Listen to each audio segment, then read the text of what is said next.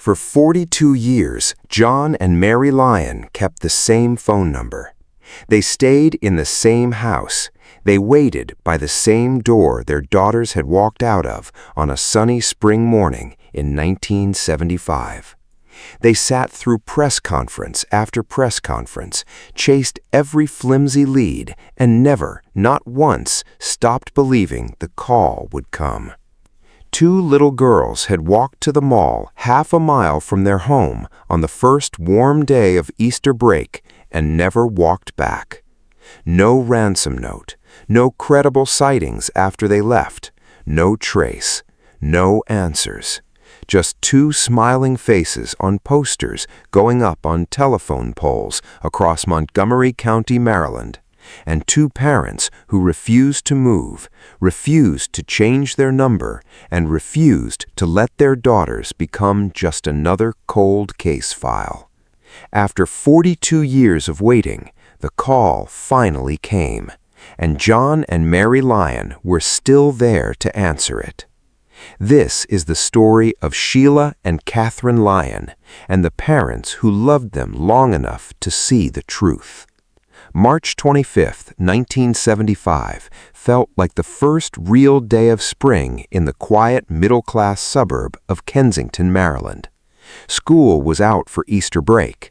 The neighborhood was the kind of place where children still roamed freely, and parents didn't think twice about letting their kids walk to the mall. The Lyon family was a fixture in that community. Their father, John, was a familiar voice across the Washington, D.C. radio dial. Warm, professional, the kind of broadcaster people felt like they knew personally. Their mother, Mary, had built a home around 4 children, their oldest son, Jay, daughters Sheila and Katherine, and their youngest son, Joe. Sheila was 12 years old, 5 days from her 13th birthday, bright, a little more serious than her sister, and almost never seen with her distinctive gold-rimmed glasses. Her younger sister, Katherine, known as Katie, was 10, blue eyes, a small birthmark on her thigh, and the free spirit of the two. The sisters were inseparable, a constant pair who shared the kinds of secrets only sisters keep. On that Tuesday morning, they had a simple plan: walk to Wheaton Plaza, a popular mall just half a mile from their home, to see the Easter exhibits and grab a slice of pizza at a teenage hangout called the Orange Bowl. A short, familiar walk in a neighborhood that felt completely safe. Before they left, around 11 in the morning, their mother Mary reminded them of their strict 4 o'clock curfew. She sent them off with $4 between them, just enough for lunch. She watched the door close behind them. She didn't know it would be the last time she saw them. Before we go any further, I want to take a moment. John and Mary Lyon spent 42 years in that house waiting for a phone call. 42 years. Most of us cannot hold grief for 42 minutes without looking for a way to set it down.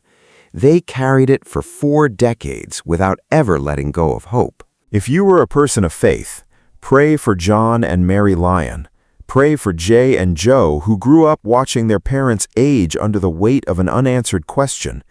Pray for Sheila and Katherine, 2 little girls who deserved to come home. And if cold case evidence is new to you, this is what we do here. We tell stories like this one completely, every week. Subscribe and hit the bell so you don't miss the next case. Now back to Kensington, Maryland, and the afternoon that changed everything. The walk to Wheaton Plaza was short, a trip the girls had probably made many times before. Back in 1975, the mall was the center of suburban life, a bright, busy gathering place for families and kids on school breaks. Sheila and Katherine arrived, met some friends, and headed to the Orange Bowl for pizza. Their older brother Jay spotted them there, one of the last confirmed sightings of the 2 girls together, doing exactly what they said they would do. Around 2 in the afternoon, the sisters were seen leaving the mall. But one more sighting from that day would haunt the investigation for years. A witness later reported seeing both girls in conversation with an unknown man who was carrying a tape recorder. He appeared to be engaging them deliberately, talking to them, keeping their attention. This man, who would become known in the case file as the tape recorder man, was the last person seen with Sheila and Katherine before they disappeared. He would remain unidentified for nearly 4 decades. Back at the Lyon house, 4 o'clock came and went. Mary Lyon started calling. She called their friends. She called anyone who might know where they were. Nobody had seen the girls since the mall. By 6 in the evening, the worry had become something harder to name. Every car that passed without stopping, every minute that moved forward without the sound of the door, it accumulated into something Mary couldn't hold anymore. By 7, she called the Montgomery County Police. Officers quickly realized this was not a runaway situation. The Lyons knew their daughters. These were not girls who defied curfews or disappeared without a word. Something was wrong. As night fell, the response scaled into one of the largest search efforts the D.C. area had ever seen. Helicopters cut searchlights through the darkness. Canine units swept the woods between the mall and the Lyon home. Divers checked local ponds and streams. Hundreds of volunteers joined.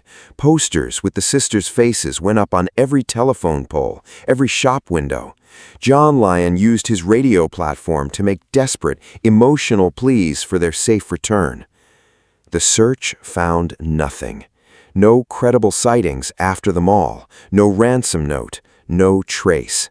It was as if Sheila and Katherine Lyon had walked out of existence. The first days of the search became weeks. Weeks became months. Months became years. Detectives chased thousands of leads, sex offenders across 3 states, the tape recorder man sighting, every tip that came in. Every one went cold. John and Mary did not leave. They did not change their phone number. They attended press conferences year after year, their faces carrying a grief that never faded but never broke them. They supported other families trapped in the same nightmare. They became symbols of something most people cannot sustain, hope held open across decades, not because the evidence warranted it, but because they simply refused to close the door. How do you mourn someone when you don't know what happened? How do you move on when a part of your family is frozen in time, forever 10 and forever 12? You don't. You wait. And if you are John and Mary Lyon, you wait for 42 years. In 2013, nearly 4 decades after that spring afternoon, a new generation of cold case detectives in Montgomery County reopened the investigation from the beginning. They treated it as if the girls had just vanished. They went back through tens of thousands of pages of old files, rereading every interview, re-examining every clue. And buried in those files was a detail no one had fully pursued. An 18-year-old carnival worker named Lloyd Lee Welch Jr. had been at Wheaton Plaza the day the sisters disappeared. He had been briefly interviewed in 1975 as a witness and claimed he saw the girls get into a car with another man. His statement was filed with thousands of others and never revisited. But the new team looked at Lloyd Welch differently. He was a drifter who traveled with carnivals across state lines, and more importantly, a convicted sex offender with a documented record of crimes against young girls in multiple states. Then, investigators found something that stopped them cold. A 1975 police sketch drawn from descriptions of a man seen staring intently at the sisters inside the mall that day. When they placed that sketch next to a mugshot of Lloyd Welch from the same era, the resemblance was immediate and unmistakable. The pockmarked face, the intensity of the gaze. A potential match that had been sitting in a file for nearly 40 years. Police learned that in 1975, Welch's family owned land in a remote mountainous area of Bedford County, Virginia, approximately 200 miles from the mall. A new theory began to form. What if the girls were never in Maryland after the abduction? What if they had been taken far away to a place no one ever thought to look? In February 2014, police publicly named Welch as a person of interest. He was already in prison in Delaware on another sexual assault conviction. When cold case detectives finally sat down with him, Welch reportedly greeted them by saying, "I know why you're here. You're here about those 2 missing kids." Over the following months, Welch began talking. His story was a tangled web of lies, half-truths, and blame-shifting. But through it all, one thing became undeniable. He admitted he was there. He admitted he played a role in what happened. After nearly 40 decades of silence, the wall was finally starting to crack. As investigators dug deeper, a picture of a lifelong predator came into focus. Lloyd Lee Welch Jr. had used his work as a carnival employee to drift from town to town for years, moving through communities, targeting children, and disappearing before anyone connected the pattern. Through a series of interrogations, prosecutors pieced together what they believed happened on March 25, 1975. Welch targeted the sisters at the mall. He was the man with the tape recorder, using it as a prop to approach them, to hold their attention, to build enough trust for what came next. He lured them away from the busy shopping center and drove them south, 200 miles south, to the remote family property in the mountains of Bedford County, Virginia. Prosecutors believed the motive was sexual assault. Welch's fragmented admissions described the girls being held and abused. It was the story every parent dreads most. 2 children who had only gone out for an afternoon of pizza and Easter exhibits, taken into something they could not escape. Prosecutors believe the girls were then murdered to prevent them from identifying their captors. In his confession, Welch claimed he was directed to dispose of their remains. He told investigators he put their bodies into 2 large duffel bags, carried them to a remote location on Taylor's Mountain, and burned them in a large fire. Witnesses from 1975 recalled a significant fire on that mountain around that time, one that gave off a smell they had never forgotten. This confession sent investigators to the mountains of Bedford County.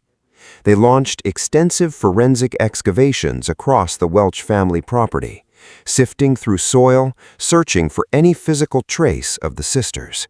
The work was painstaking and thorough. After 40 years, the earth had reclaimed its secrets. The sisters' remains were never found. The case would have to be built without them. But prosecutors believed they had enough. Welch's own incriminating statements, however inconsistent, placed him at the center of the crime. Witnesses could now place him at the mall, paying focused and unnerving attention to the girls. And crucially, members of Welch's own family, who had lived for decades under the weight of what they suspected, began to speak. In July 2015, a grand jury indicted Lloyd Lee Welch Jr. on 2 counts of first-degree murder. The predator who had hidden in plain sight for 40 years was finally going to be held accountable. The final chapter of the Lyon Sisters case did not come with a dramatic trial. On September 12, 2017, Lloyd Lee Welch Jr. stood in a Bedford County courtroom and pleaded guilty to 2 counts of first-degree felony murder. He continued to deny personally harming the girls, but under the law, his role in the kidnapping made him legally responsible for their deaths.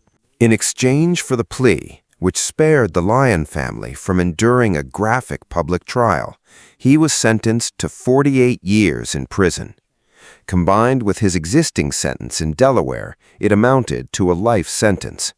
Lloyd Lee Jr. would die behind bars. The courtroom was filled with law enforcement officers who had dedicated portions of their careers to this case, retired detectives who had inherited it from the generation before them, officers who had never met Sheila and Katherine but had tarried their names for years. And in that courtroom, after 42 years of waiting, John and Mary Lyon were there. Both of them, still standing. John Lyon stepped before the cameras afterward. The same warm baritone that had once filled living rooms across the Washington, D.C. area, the voice of a broadcaster, a father, A man who had spent 4 decades asking a question nobody could answer broke slightly as he spoke. "We just want to say simply, thank you. It's been a long, long time, and we're tired, and we just want to go home." It was one of the most quietly devastating statements ever made outside a courtroom. Not a cry of triumph, not the relief of a burden lifted, just the exhale of 2 people who had held their breath for 42 years and could finally stop. Mary Lyon passed away in 2024. John Lyon died in 2025 at the age of 85. They never found out where their daughters were laid to rest. They never had remains to bury. They never got a full confession or a complete account of everything that happened in those mountains. But they had the truth. They had a name. They had lived long enough to sit in a courtroom and watch the man who took their daughters plead guilty. They got the one thing they had never stopped demanding. They kept the phone number for 42 years. The call came. This is the legacy of the Lyon Sisters case. It is the story of a community's loss of innocence, a neighborhood where children once walked freely and parents never thought twice until a Tuesday in March taught them that safety is something you can lose in the space of an afternoon. It is a testament to the investigators who refused to close the file, who went back 40 years later and read every word again, who found a name buried in a stack of witness statements that had sat untouched for nearly 4 decades. And it is a testament to something rarer than any of that. 2 parents who kept the same phone number, who stayed in the same house, who attended press conferences and fundraisers and memorials for other families missing children because they understood what it meant to wait without an answer, and they refused to let other families wait alone. John and Mary Lyon outlasted 42 years of silence. They outlasted every lead that went cold, every hope that crashed, every decade that passed without the call. And in the end, the call came. Sheila Lyon would have been 72 years old this year. Katherine would have been 70. They were 12 and 10 on a sunny spring morning when they walked out the door. If Cold Case Evidence brought this story to you, subscribe. New cases every week. Leave your thoughts in the comments. Which part of this case stayed with you?